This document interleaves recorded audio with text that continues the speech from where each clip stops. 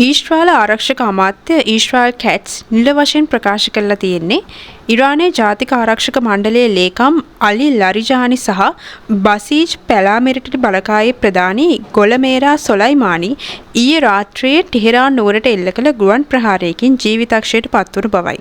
මේක මැද පෙරදිග කලාපයේ දැන් පවතින යුද තත්ත්වයේ තවත් දරුණු අතට හරවන සිදුවීමක් විදිහටයි සැලකෙන්නේ. විශේෂයෙන්ම පසුගිය පෙබරවාරි 28 වෙනිදා ඉරානයේ උත්තරීතර නායක අලි ඛමේනි ඝාතනය වීමෙන් පස්සේ අලි ලරිජානි ඉරානයේ ඉතාමත් බලවත් තීරණාත්මක දේශපාලන චරිතයක් විදිහට කටයුතු කරමින් සිටියා. ඊශ්‍රායල හමුදාව පවසන විදිහට මේ ප්‍රහාරය එල්ල කරලා තියෙන්නේ ඉතා නිවැරදි බුද්ධි තොරතුරු මත පදනම් වෙලයි. අලි ලරිජානි රහසිගතව රැඳී සිට නිවාස කිහිපයකින් එකකට මේ ප්‍රහාරය එල්ල වී ඇති අතර ඒ අවස්ථාවේ ඔහු සමග ඔහුගේ පුත්‍රයාත් සිටි බව වාර්තා වෙනවා.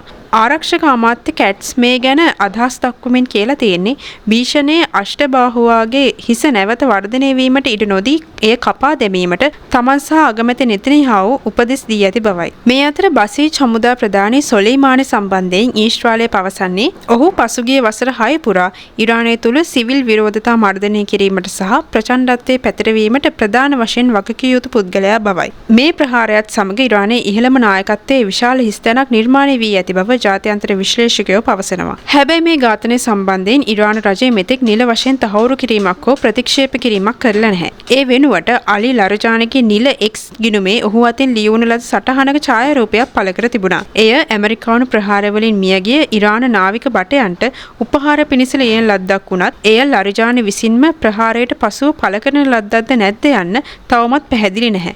කොහොම නමුත් ට්‍රම්ප් පාලනය යටතේ ඇමරිකාව සහ ඊශ්‍රායල එක්ව ඉරානයට එරෙහිව දියත් කර ඇති මෙම දැවැන්ත යුද මෙහෙයුම මේ වන විට සති 3ක් පුරා අඛණ්ඩව ඇවිලිමින් පවතිනවා.